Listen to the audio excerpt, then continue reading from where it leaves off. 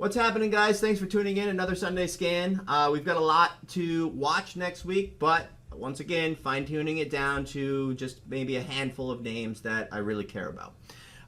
We had a great week last week. A lot of good action in the room, a lot of great news alerts, and a lot of good momentum. Being able to transition from being biased on the short side to recognizing that the trend was holding and then converting that into a nice big squeeze, and that one was AGTC. So we'll go over a little bit of this stuff tonight, and hopefully you guys can pick up some stuff and whatnot. And as usual, make sure you post your biggest takeaway in the comment section below. As usual, pick one person. Today is Andrew S. He made a comment about the biggest takeaway being watching the higher time frames. Specifically the daily. And I think that this is a very important point, because what happens is a lot of us start to focus so much on the micro. And you see a 1 minute chart and this one little move, and then you start making these big decisions based off this very, very minimal move. And when you start to take a step back and look at the big picture, that's where you can start to get a lot more conviction. You can be patient with your ideas, and you can really put a lot more money to work knowing that the daily is in agreement with you, not just this 1 minute micro time frame. So keep that in mind. Also, we have a really, really big opportunity for some of you guys that are on the fence, potentially interested in Investors Underground and joining the chat room. We've done this before, and it worked out really, really well. A lot of traders ended up sticking around, and they just needed that barrier to entry decreased just a tiny bit. So what we're going to be doing is we're going to be doing investorsunderground.com/early access.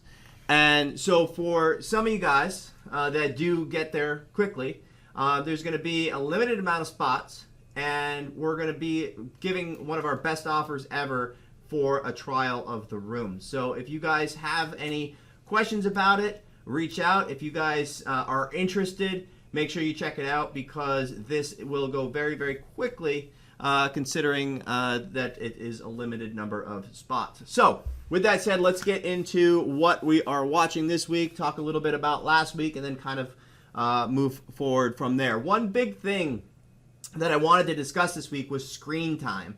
Most of the questions that I get from comments in the room, private messages, DMs, whatever it may be, always are asking, what did you see? How did you know this? How did you do that? And really, it's about screen time, seeing it over and over and over. There's not one process that's going to work. There's not one thing that you're going to say, check, understand, got it, it works every time. It's just not the way it is.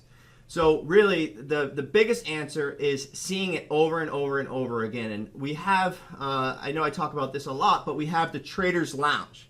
The Traders Lounge is a second chat room. So we have the momentum chat room, we have the swing trade room, we have a OTC / actually just an OTC room. It's relatively quiet nowadays because OTCs are not really moving.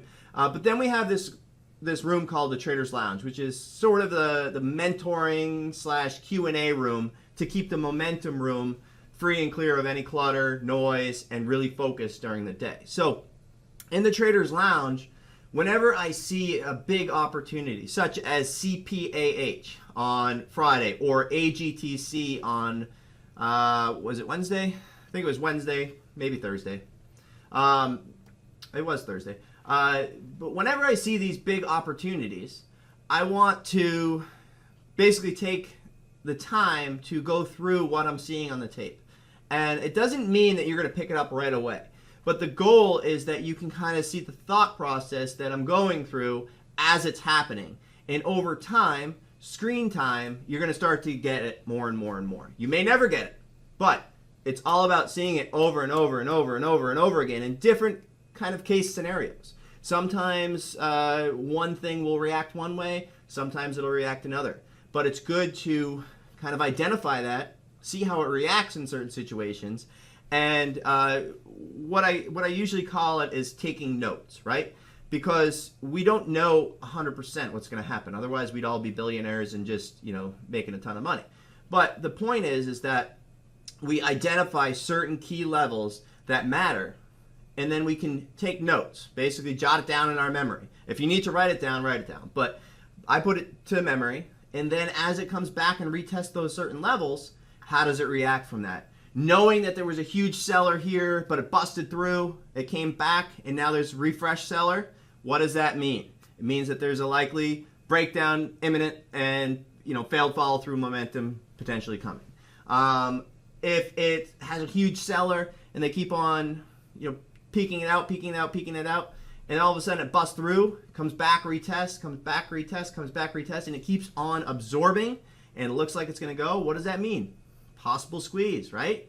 So that's similar to AGTC that we talked about on Thursday, where I might have come out of the gate with a short bias, right? I was looking for the failed fall through momentum. We got it, nice little breakdown, and then all of a sudden it starts to flush out, catch, flush out, catch, flush out, catch. It should have died a dozen times, but instead it starts to kind of grind,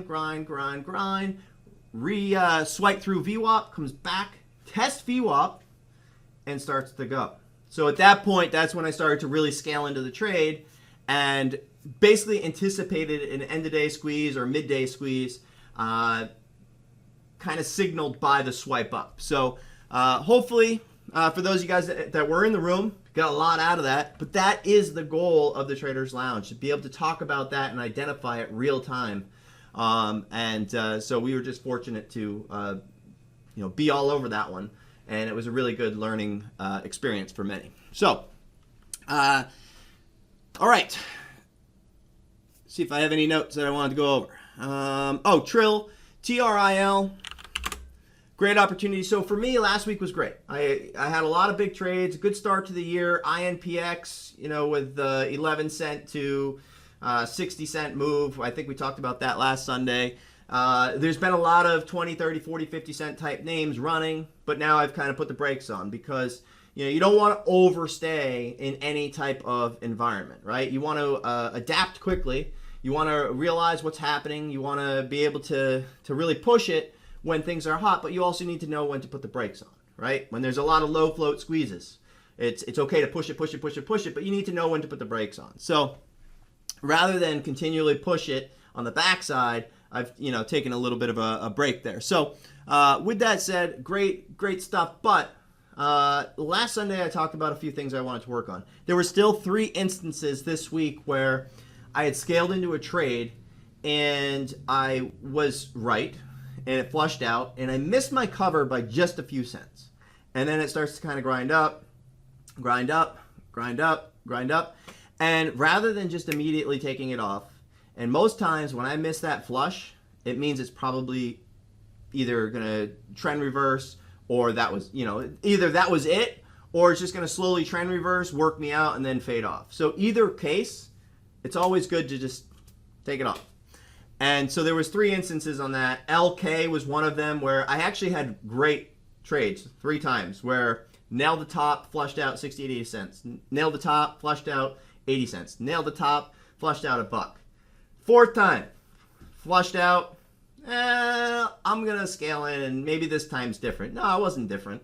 And when it flushed out and I missed my cover, instead, it squeezed me back out about 80 cents a share, maybe 60, 80 cents a share. So still working on that, but I just like to go through my weaknesses as well as my strengths. So that's what I'm going to be working on this week. As always, you should probably try to figure out what you want to be a better person at, better trader at the week ahead, right? So if you have a goal to work on tomorrow, then you're going to be that much closer. If you just kind of going at it and whatever, I'll trade whatever I see and hopefully I trade better than last week, then maybe it works, but really as a trader, it's about continually building that foundation and really trying to minimize all those mistakes or all those loose ends that you have and really fine tune your process. So, all right, SRNE.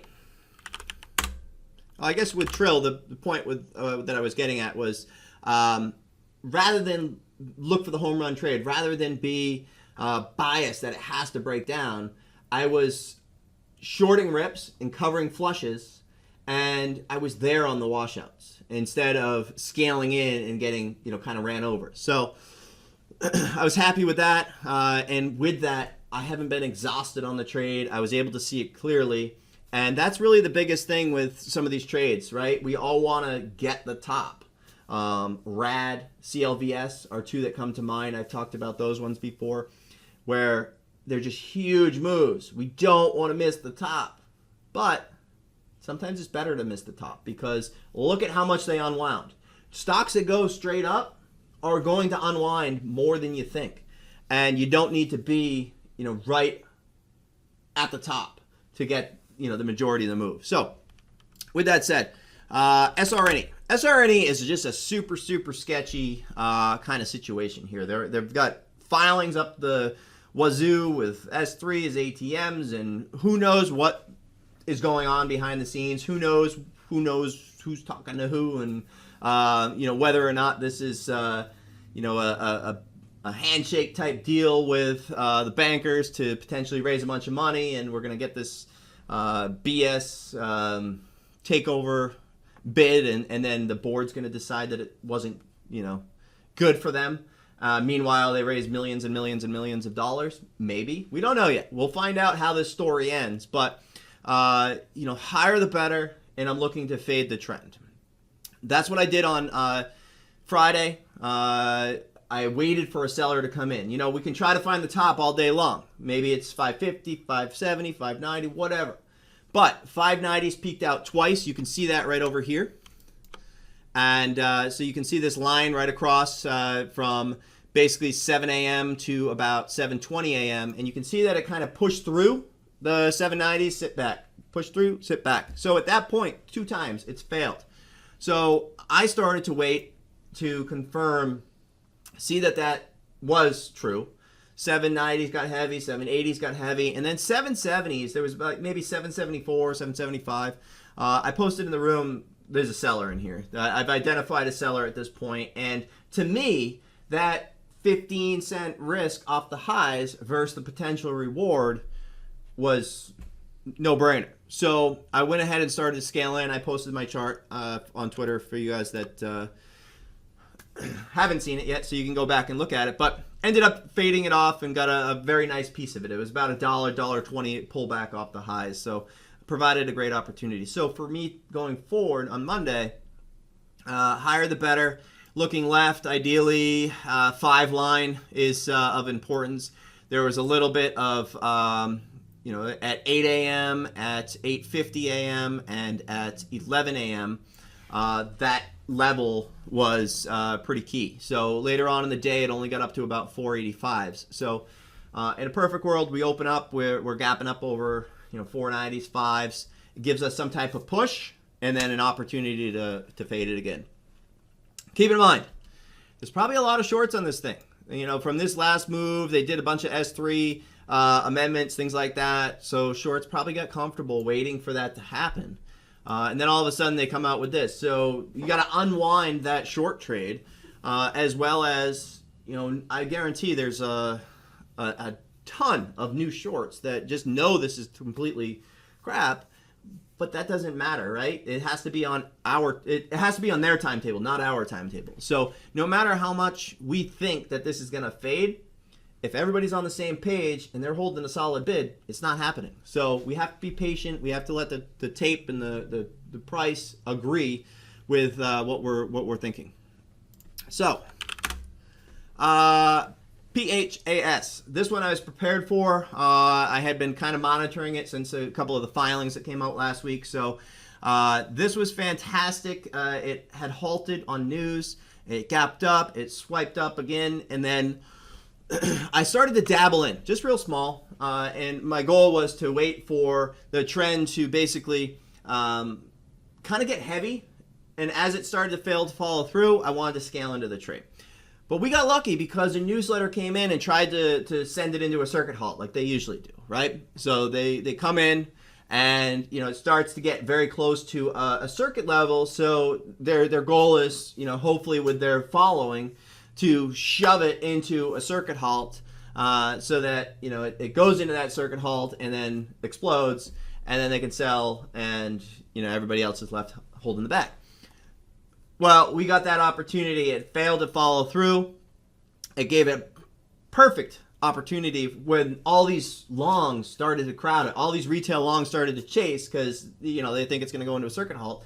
It fails, and so what does that mean? That means that everybody just went straight into the offers, and if there's no bid left, where do you think all of the people that just bought on the offer are going to go? They're going to go try to hit the bid, and what's going to happen when there's no bid there? Boop, right back down. So that's exactly what I did. I scaled in heavily after that because that gave me an edge.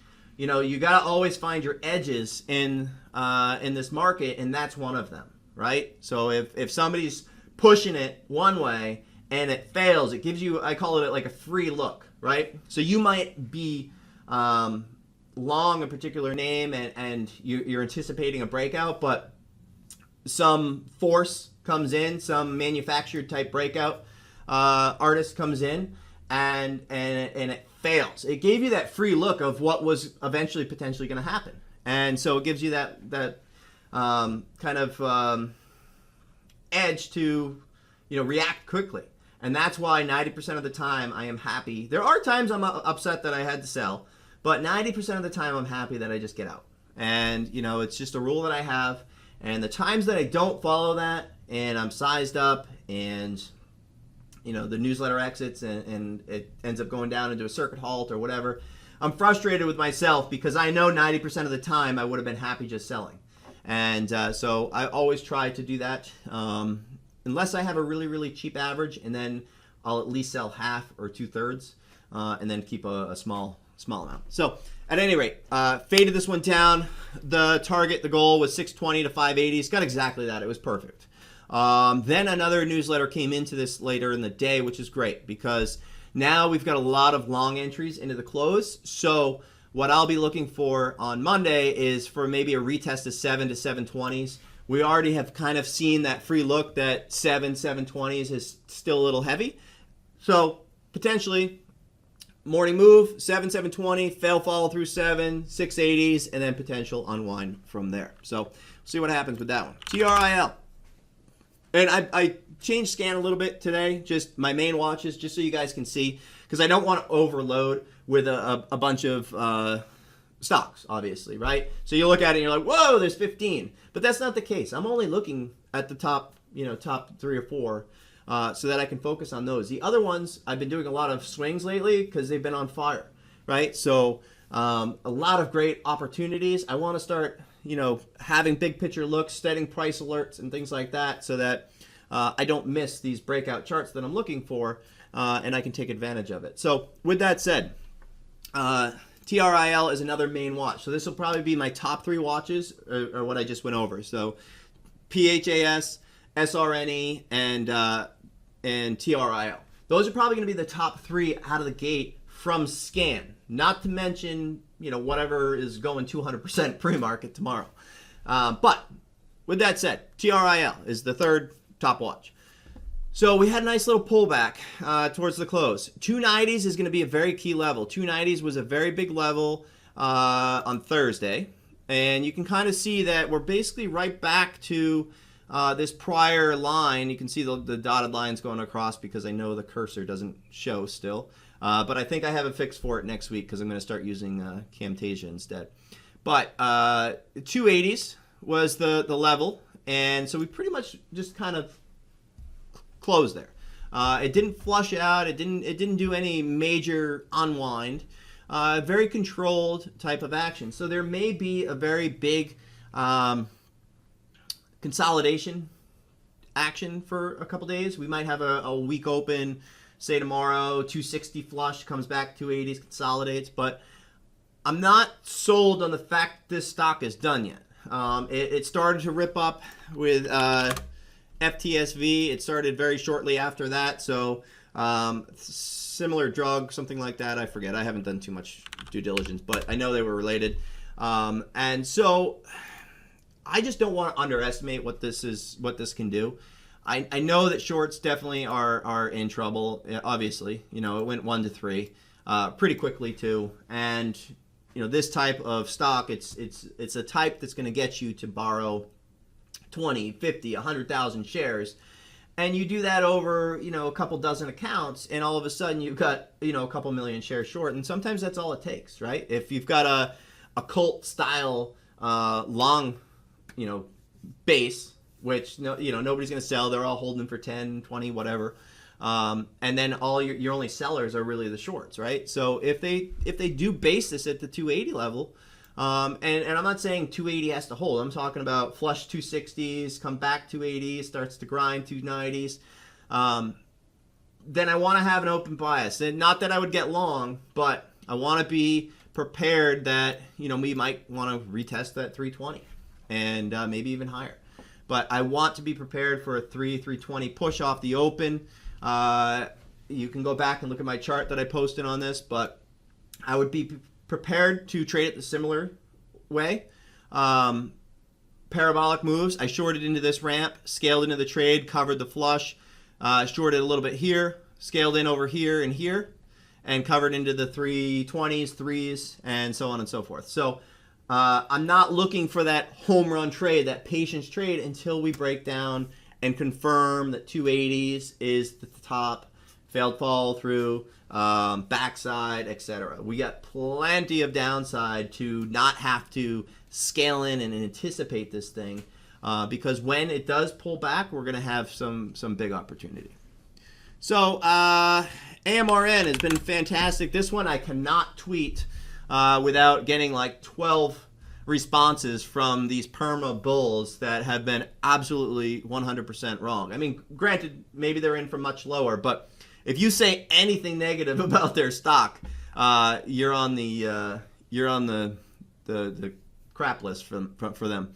So I usually end up with about 12 blocks a day on those types of traders. But from the approval forward, it's gone straight down. So the goal for me has been to fade all strength. We've talked about it a lot. This was the approval day, and you can kind of see that 22s ended up at being the top, and then 21s and 20s and so on and so forth. So at this point, the days that interest me, the setups that interest me to fade it is like this, where we're under VWAP, failed follow through. Don't scale into the weakness. Look for the opportunities. I did scale into my nail on, was it this day? Yeah, it was this day. I had a great opportunity here. I had a great fade, ramped up, scaled into that. I started to scale into the trade towards the weak point, and it just started to retake trend. So I ended up having to stop out on that. I ruined what was a big trade by scaling in and kind of giving back, or at least minimizing the trade. So with that said, I want to focus on entry always. Sometimes I have a little bit of FOMO, like, oh, it's doing exactly what I thought. It's time to finally unwind. But I still do have the same thoughts. I've been talking about 18, 19s for quite some time. I think that we could come back and fill this gap. That's into the 18s. I mean, we could come even lower and really flush out, because what happens is you start to have all these perma bulls, and everybody's been so used to dip buying. Buy every dip, buy every dip. It works every time. I mean, it really did until a month ago. And so at that point, even if they are super, super long and they want to be long, sometimes price starts to bring out the panic in people, right? So we'll have that panic flush, 18, 17, 16, 50s. And then maybe it goes right back up to 20. Who knows? But that doesn't mean that you're not going to have margin, people, margining out in the meantime. So that's the goal there. AGTC. This one, I don't want to force the trade tomorrow. I think the trade might be Tuesday, but I'm going to be watching it. Might be a light trend join. We could either unwind if it was a major short squeeze the day that it was up 450. That could be one thing, but it did have 40 million shares. The volume really came down on Friday, and so typically I'm going to look for the T+2, the potential buy-in type day, where if we start to base at 8 over the next couple days and we start to go, then I would join that trend. Maybe we get back up to 9, 950. And if we get some type of momentum, then we could keep on going. So we'll see. But either trend join or gap up, push towards 830, 850, and then sit back. NKTR, this one I pulled off scans early, and it's going up straight up, and my goal was actually to get involved, but unfortunately I kind of took it off radar. And this is a great move. It comes back into VWAP, flushes out, and then reclaims. So I need to do a better job at keeping these on watch, but definitely watch for dips, potential trend join. It filled the gap almost. We've got a little bit more to go. So I'd be looking for dips and potential gap fill on the daily. Let it blow off, and then look for it to sit back. A couple low floaters to watch. So again, nothing I'm crazy excited about. Seed had a huge move. It might be a one-day wonder. Surprisingly, it held well the last 2 days. So either dips and trend continues. Maybe some newsletters get involved. I don't know. But watch for this trend. I'll probably locate some shares just in case it gets out of hand. If seed gets out of hand, we have CGA, kind of like a sympathy type trade. It was a nice runner this day, these days over here. The volume was about 500,000 or so. So, a big day for this thing is 500,000 shares. Like a very big day is 500,000 shares. So if we start to get 500 to 1 million shares, that's notable. So I'll keep an eye on that. CPA, I'm not gonna have any crazy bias. I got long. I left it alone for the most part. And over here on the dips, we were talking about it in the Traders Lounge, and people were talking about the short. And I said, you know what? I don't like it short.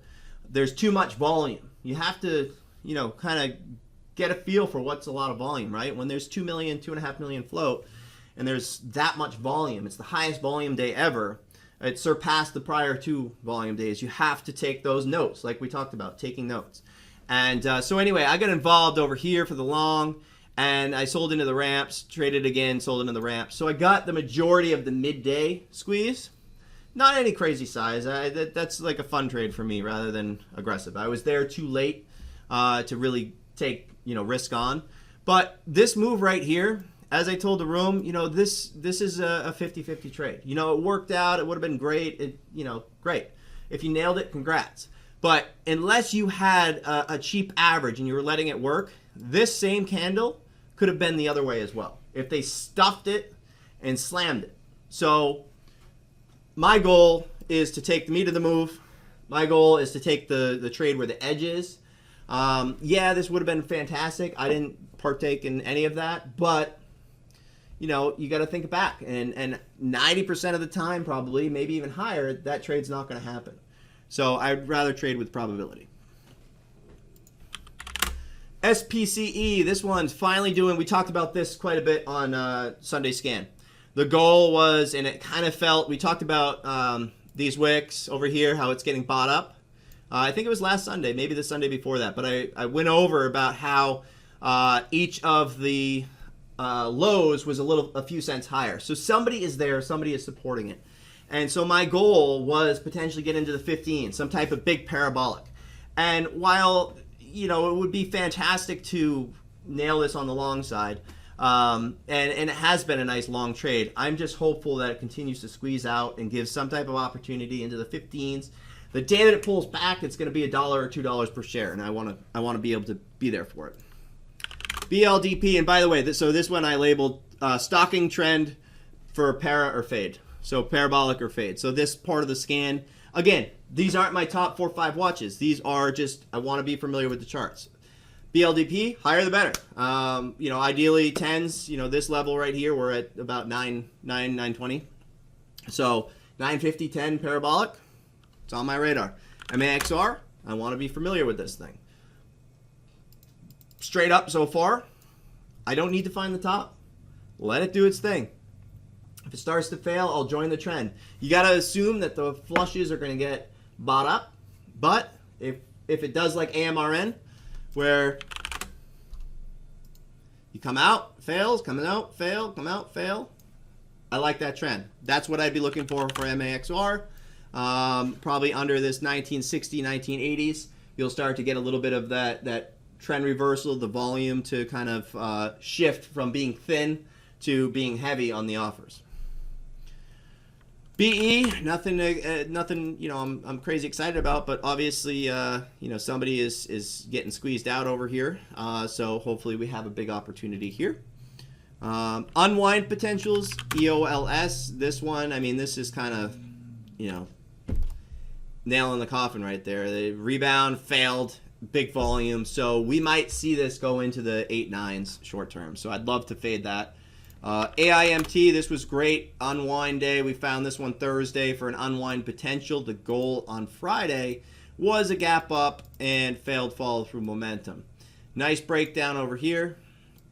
And, as soon as it broke that low a day, it just completely unwound. But higher the better here. So normally I kind of look left, right? So I'd be looking at the 3170 level, kind of go back to 9:50 a.m., go back to noon, look at those lows, and the goal is for it to come back up and test those and then potentially come down. PTLA, nice rally. No big bias, but I want to be familiar with the chart. A huge range. So again, I want to see it once.